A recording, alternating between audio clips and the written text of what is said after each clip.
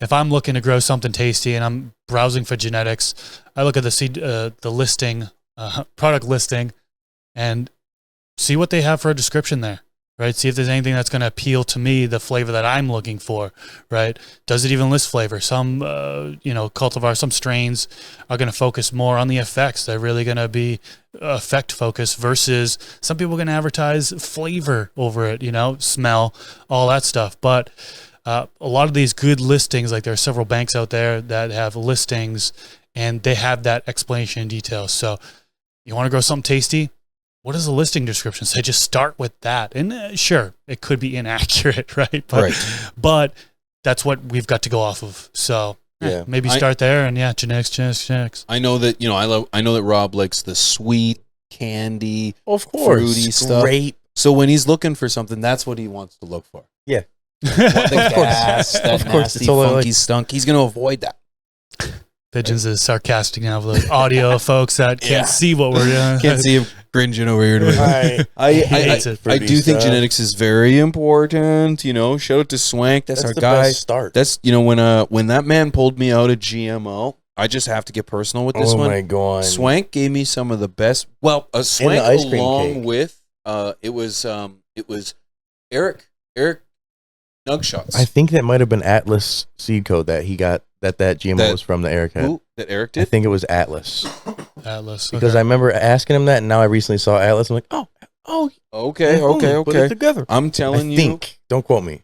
That and Swank in particular, I know because he involves it a lot with his. Swank's got the cut, concentrates, and man, that flavor, that smell, just that nasty, funky, garlicky, oniony smell that you really take in from that genetic.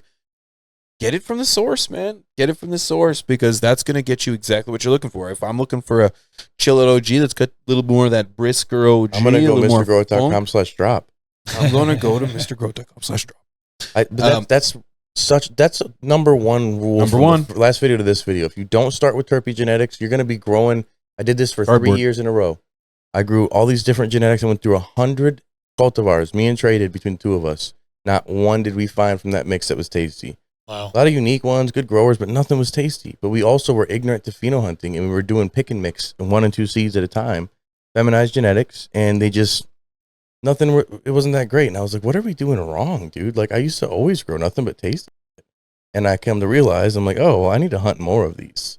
And I ended up finding more that had the flavor that popped. I had some that were, kind of tasty. My best growing chilled OG, my biggest, fattest cola was the most bland of them all. And my popcorny kind of one was just fire, like super dank, but it wasn't the one to show. You know what I'm saying? Like the one I did in my video wasn't the tastiest one, but the kind of runty one was so fire. But you got to hunt for that. You can't just expect to get that because it's the name of the genetic. And then having the basic recipe of growing, a flower, that should be able to get you to the point to get at least enough expressions to be like, oh, that has a lot of potential. Not just like nothing, bland, nah. Like the stuff that, dude, literally, I sat there, the GMO cookies that you got from the dispo, I sat there for like a couple minutes, like, he's like, if you have to work that hard on it, it's not it. And I was like, yeah, you're right, right. You should know the moment you peel that. I sat there just trying to give the benefit of the doubt. I'm like, it's there. He's like, it's got to be there. Like, come on. It's got to be there. Yeah, and it's just, if it's not there, it's not there. And that's a big thing, is you can take all these techniques and all these different tips and everything, but if the genetic doesn't have those expressions, you get the wrong pheno, just start from scratch. Move on to the next thing. You don't think you're going to find it after you get this next, you go get stash blend, which is great. Awesome. You got it. That's not the secret recipe to get you flavor. If you haven't had flavor at all from this genetic, it'll grow better. Might get you a little bit more terp, maybe, but it ain't going to make it gas all of a sudden. It doesn't work that way. From the Stash Podcast.